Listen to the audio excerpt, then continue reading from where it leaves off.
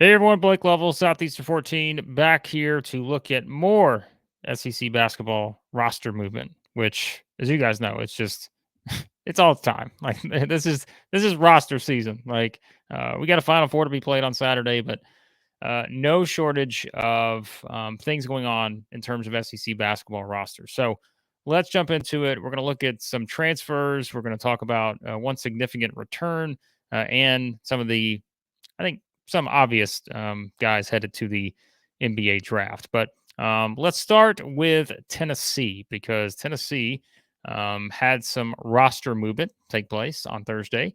And I say on Thursday, in all honesty, guys, I say this like I don't know when half this stuff happens because it's like this stuff happens every 15 minutes at this point. I'm pretty sure Olivier Nkamhoua announced that he would be leaving Tennessee on Thursday. So he is going to enter the transfer portal.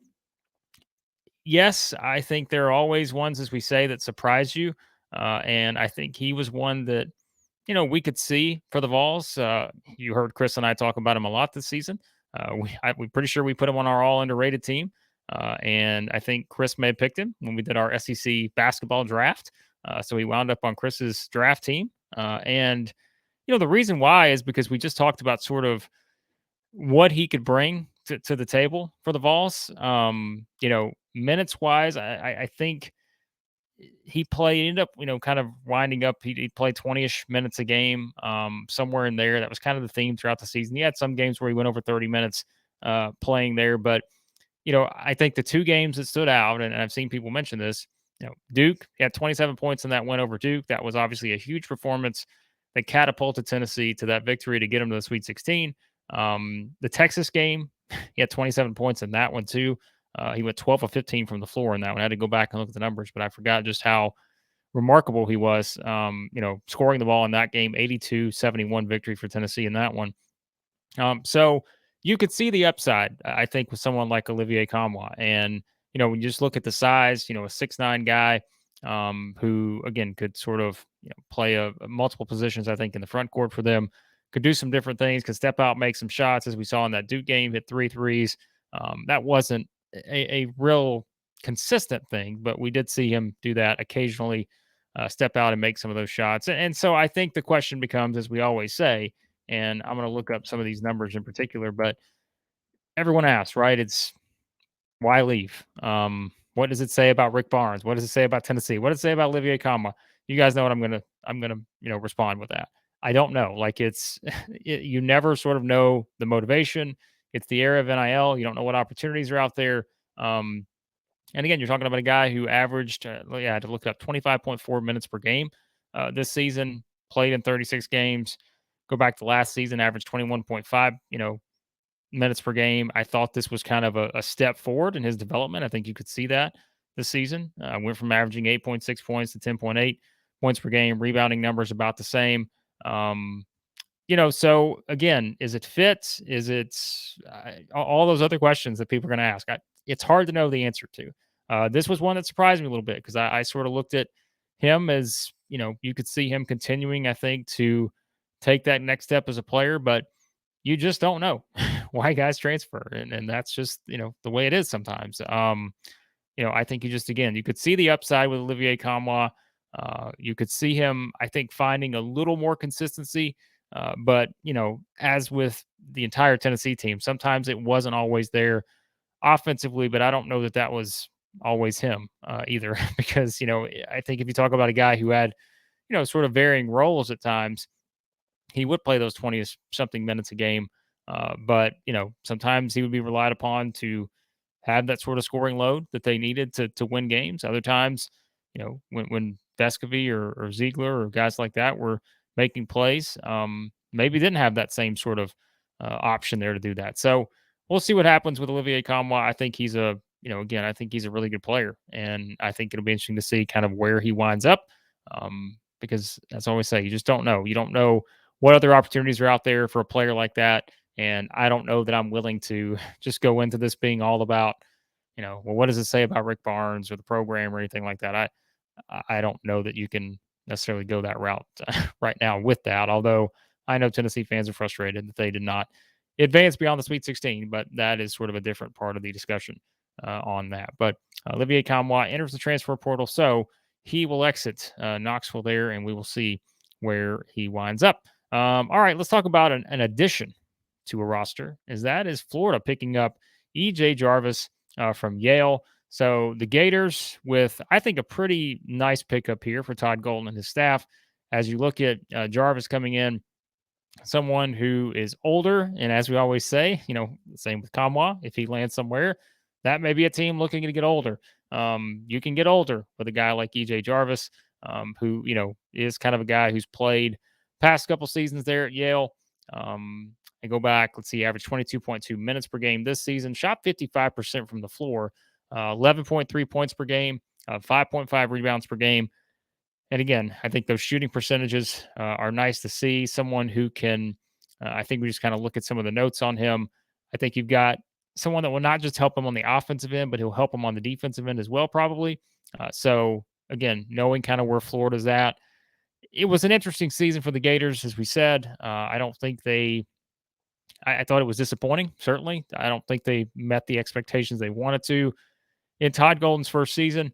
But still, I think, there's still some upside, I think, in terms of what you can lean into moving forward. And clearly, they're going to try to bring in someone like Jarvis and see what he can do to help them out, to really, again, continue to sort of further their objectives there in what is, as we say, continuing to become just a very challenging SEC. And, can Florida sort of get back to where they were being a team, that can consistently compete for an SEC title, stay in that top 4, top 5, because as we've seen with the Gators in recent years, it's not been easy to do.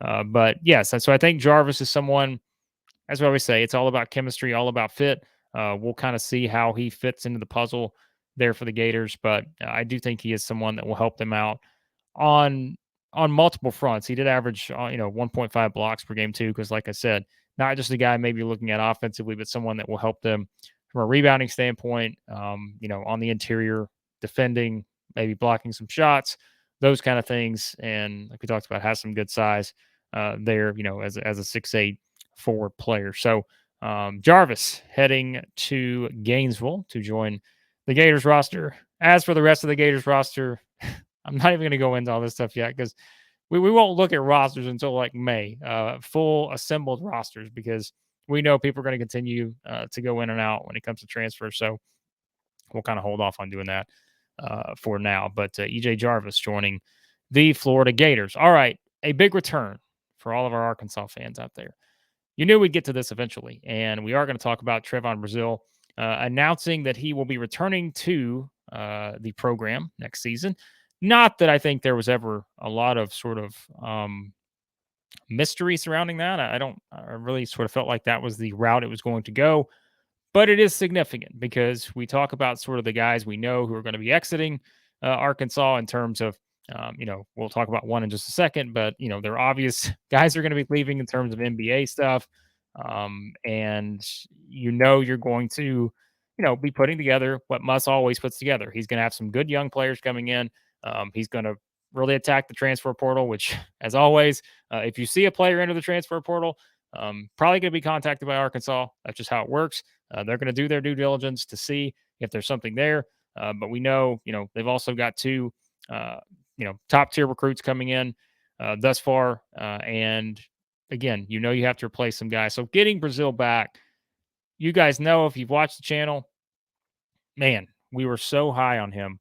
As you could see earlier in the season, just how much he was continuing to develop as a player. And I think, before the injury, we talked about it. I mean, remember, you guys probably watched, if you're a regular, watcher of the channel, and you remember all the way back to November after Maui, I am the one that's sitting there saying I was talking about Arkansas and Creighton after that great game that those two played.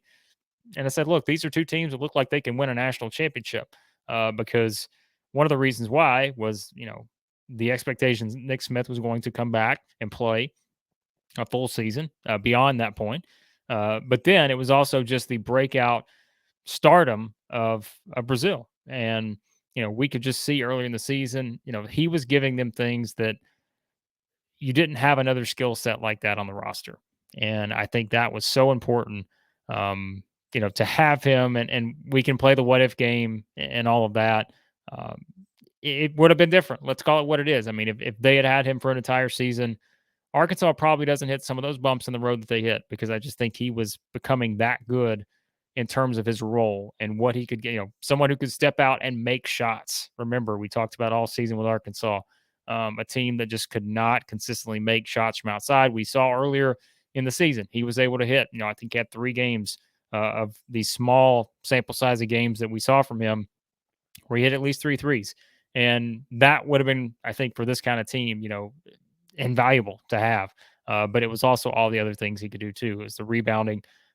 It was, the ability to block shots, the scoring. He was just definitely emerging as a star in the SEC. And so for him to return is a big boost for Arkansas because you fully expect the Hogs to be where they usually are under Muss. I mean, let's call it what it is. There's going to be additions, there's going to be subtractions with the roster, but you've learned to not really doubt Eric Musselman when it comes to the ability, I think, to get them to a good point. And yes, maybe this team was not as consistent at times, but it wound up working out for them to get to the Sweet 16 because I think expectations were a little different as the season went along, and you didn't really know what you were getting from Nick Smith and what the availability would be there. But to get Brazile back, a huge boost for the Hogs, no question about it. So I see that as a big win for the Razorbacks there because I think you're talking about a guy next season that fully has the potential to be first team All SEC.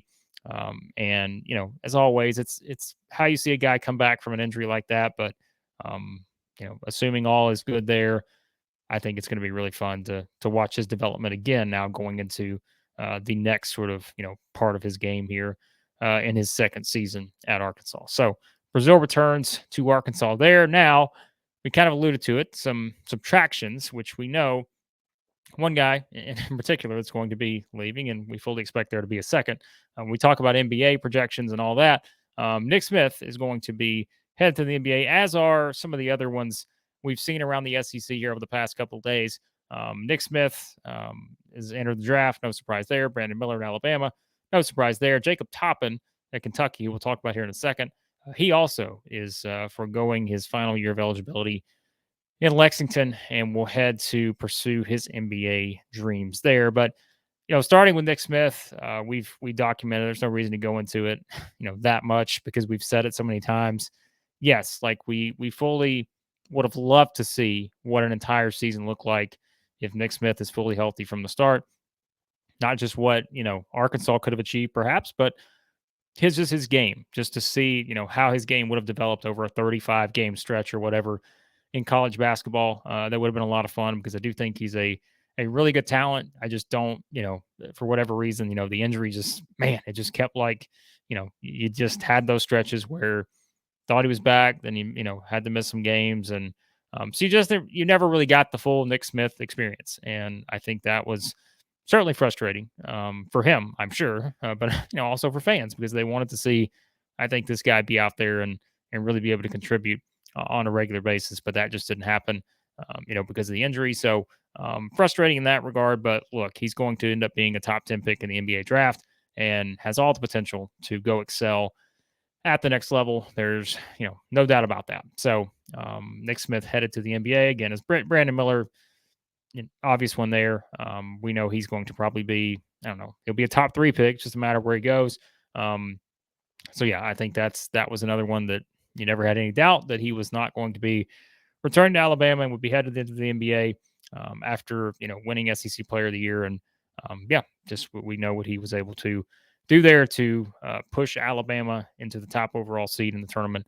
Although, as we talked about, disappointing finish for the Tide, losing in the Sweet 16 to San Diego State, who will have a chance to perhaps win 2 more games and win the whole thing. So we'll see if that happens. But Brandon Miller was an obvious one heading to the NBA there. Jacob Toppin, I do want to talk about him for a second because I've seen some different comments on this. I think if you look at Cal's time at Kentucky, we know kind of the early part of that was a lot of teams who brought in great freshmen, was able to build off of that.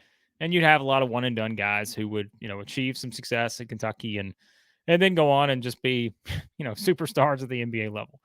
But, Jacob Toppin, I think, is such an interesting part of Cal's, roster overall. Like if you take all the players that he's had in Kentucky, right?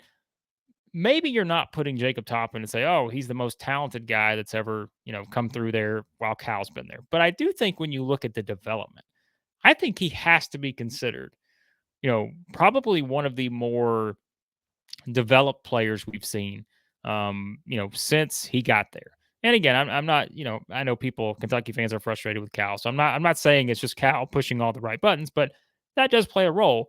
But I think you have to certainly credit Jacob Toppin for working, to the point to where he got to this season, because this was sort of the breakout season for Jacob Toppin. We talked about him a lot, the consistency, right? And that's what again made that game against Kansas State so frustrating for Kentucky, is because you had, Toppin not have his best game, you had Reeves not have his best game, and just combining that two together, they lose by 6 to Kansas State. What might have been, right?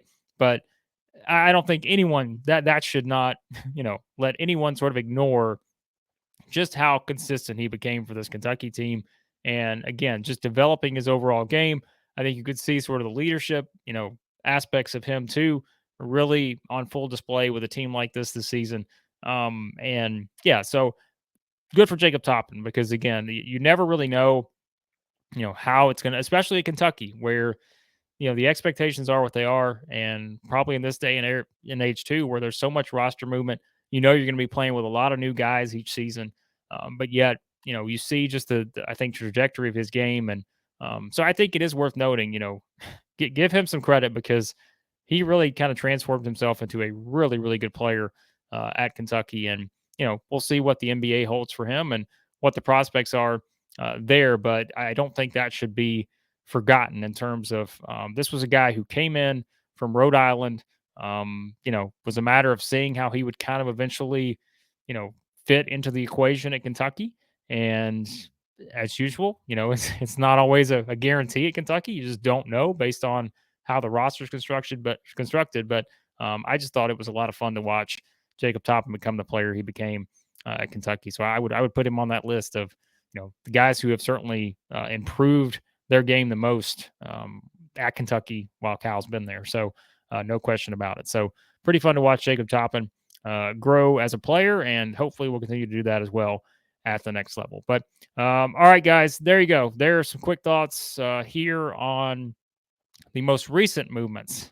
Again, as I said last time, I'm going to record this, I'm going to upload this, and by the time I hit publish, somebody else is probably transferring, somebody else is declaring for the draft, somebody else is committed to an SEC school. That's just how it works. But we're going to do this more during the offseason. More than likely, as I mentioned in the last video, we'll start splitting these up into sort of quick individual videos on these, different roster movements rather than grouping them all into one.